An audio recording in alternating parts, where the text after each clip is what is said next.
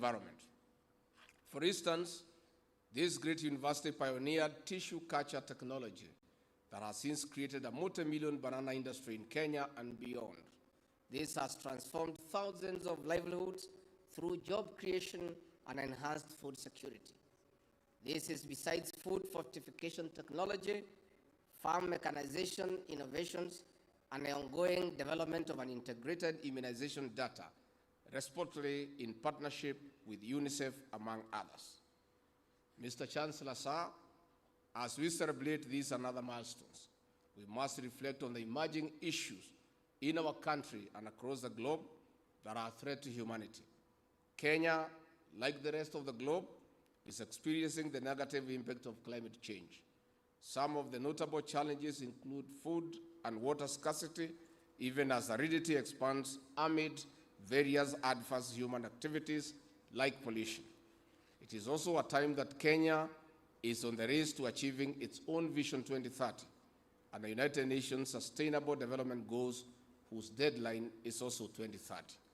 In this respect, the Ruto administration is implementing the bottom-up economic transformation agenda under various thematic pillars for improved living standards.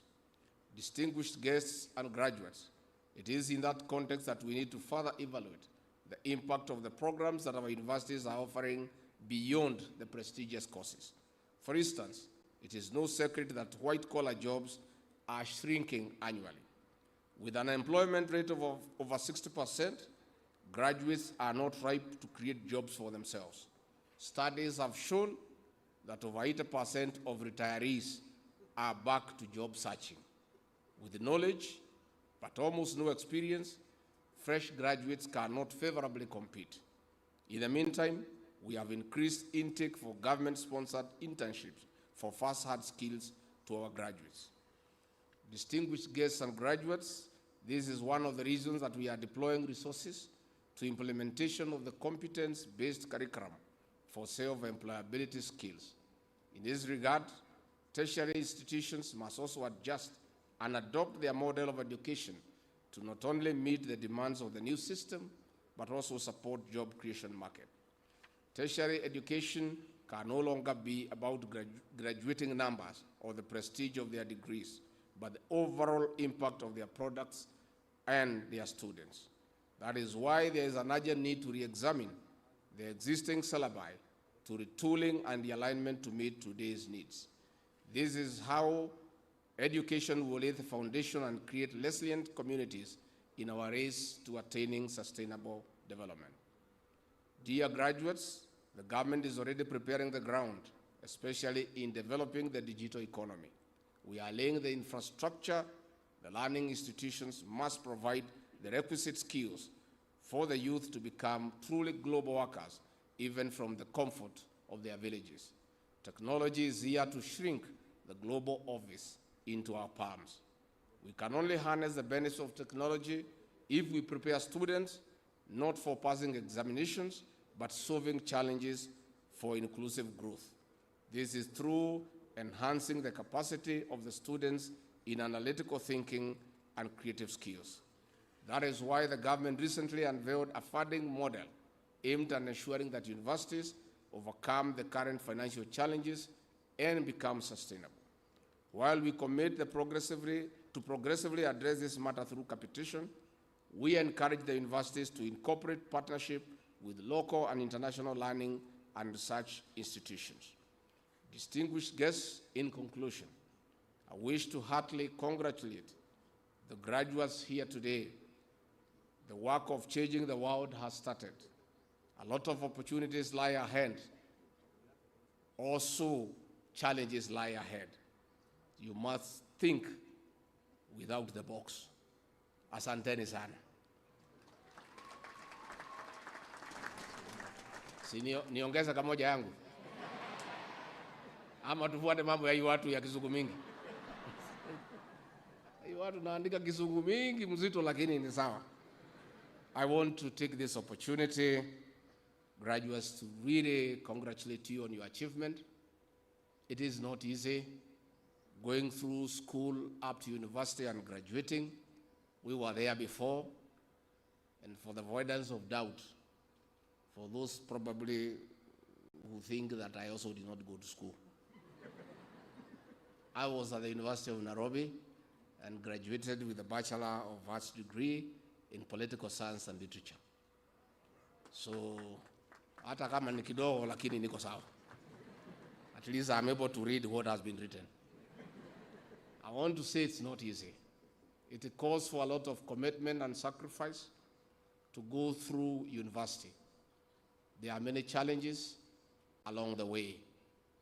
I was even quite excited to hear that among you are many couples. That is also a challenge.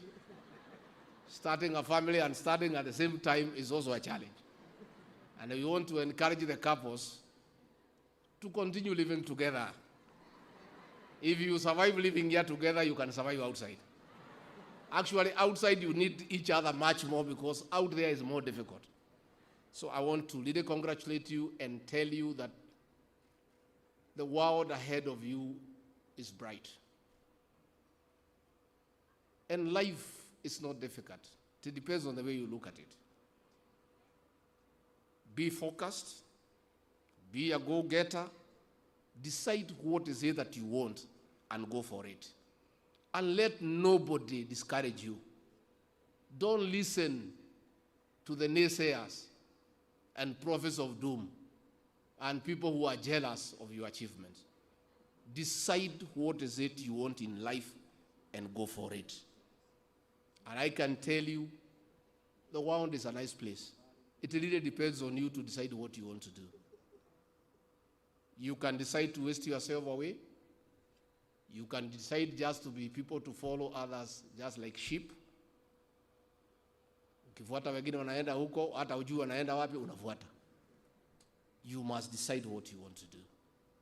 There are many opportunities, and I want to encourage you to venture into business. With little savings, you start something of your own in a small way and see it grow. There is beauty in nurturing an idea and seeing it through to fruition. I don't want you to be discouraged about the world out there. There are other men and women there who have succeeded. Why not you? So graduates who are graduating today, you are going to have one degree. I have one. I'm Deputy President of the Republic of Kenya. Why not you? It is possible. It is doable. And I agree. No situation is permanent.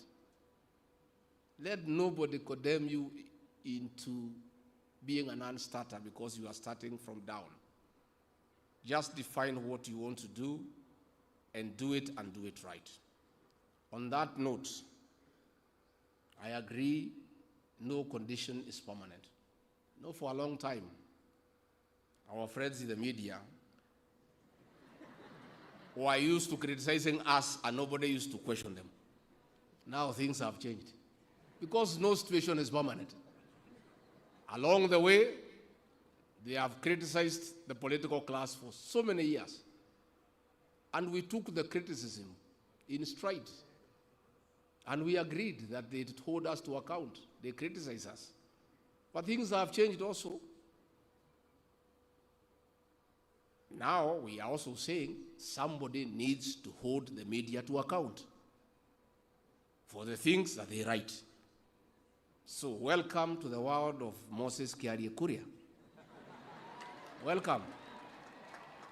Because no situation is permanent.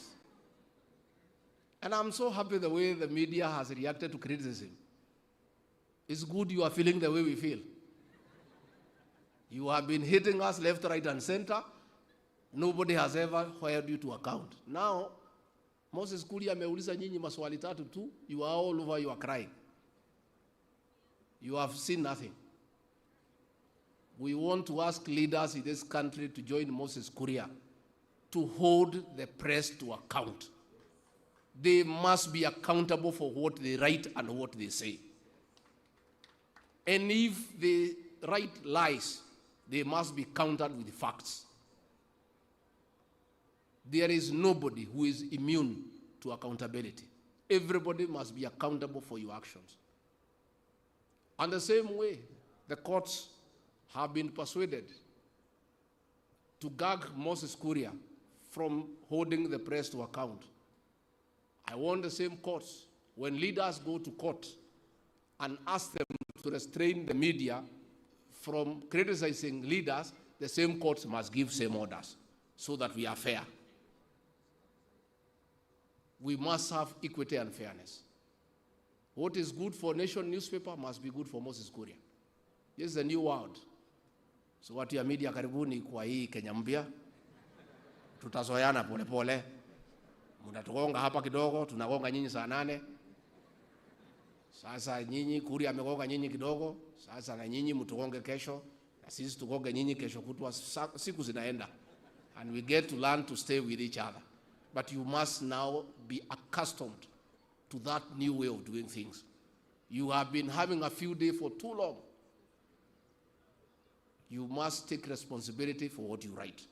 You must be accountable for what you say. And that is a new Kenya, and it's a good Kenya.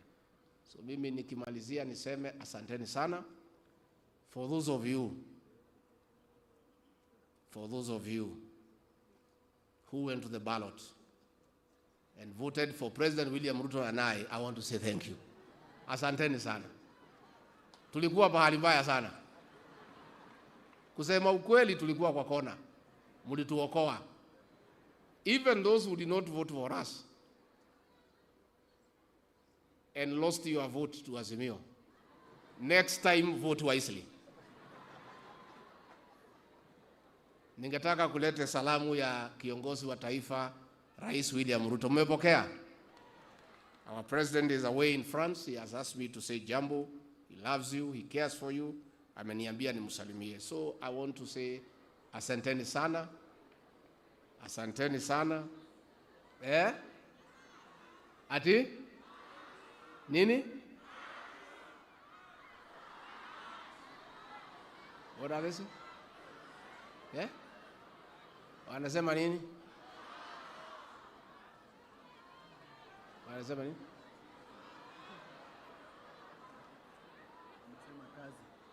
Oh.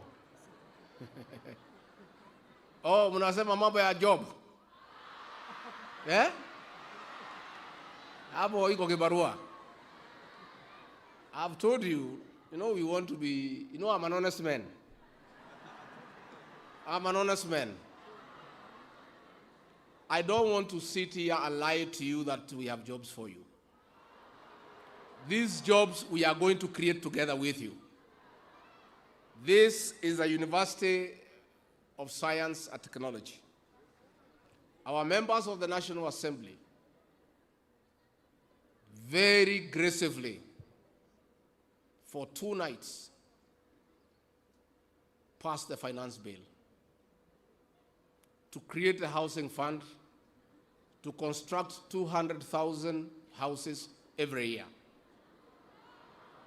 Among those 200,000 houses, from this university, there will be architects, there will be quantity surveyors, there will be building engineers, there will be clerk of works, there will be electricians, there will be plumbers, and you will have an opportunity to earn a living. And that is the truth. Na kibarua iko. In the housing program, this university and the graduates from here are a very big beneficiary, because you are the people to design these houses. The QSs are the ones to do the bill of quantities. The engineers are the ones to do the structural drawings. The electrical engineers will do the electrical drawings.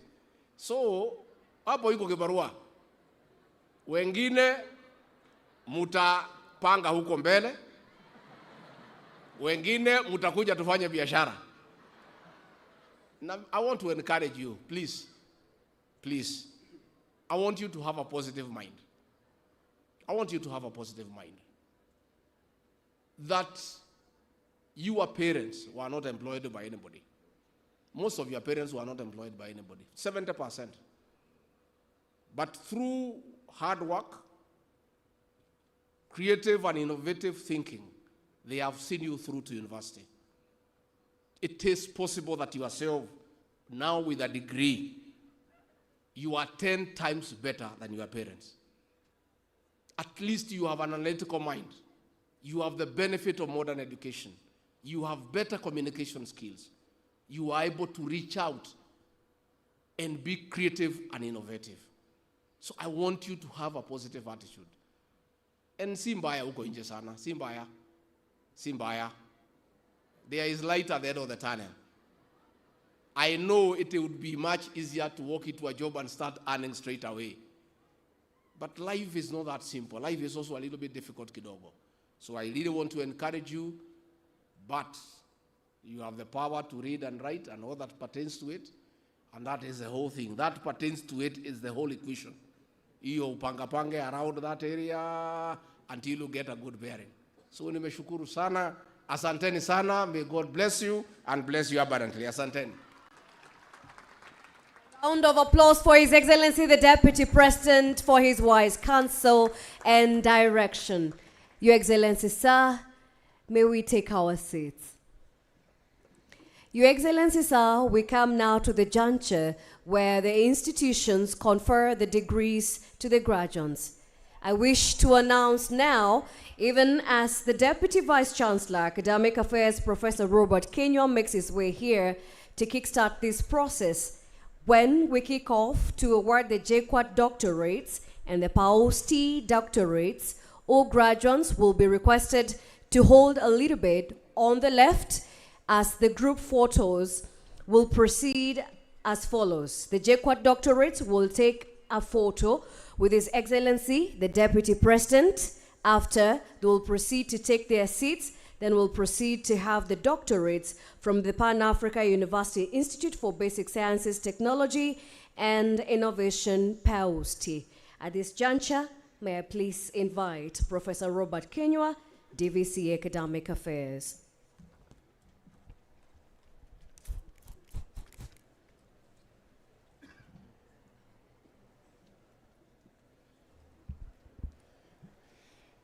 Your Excellency, sir, and Mr. Chancellor, sir, our friends, graduates, and guests can follow us on our social media pages on YouTube, Facebook, and Twitter at Discover JKUAT. May I now call upon the deans and directors of the respective schools and institutes to present graduates for the conferment of the Doctor of Philosophy degrees of the Jomo Kenyatta University of Agriculture and Technology.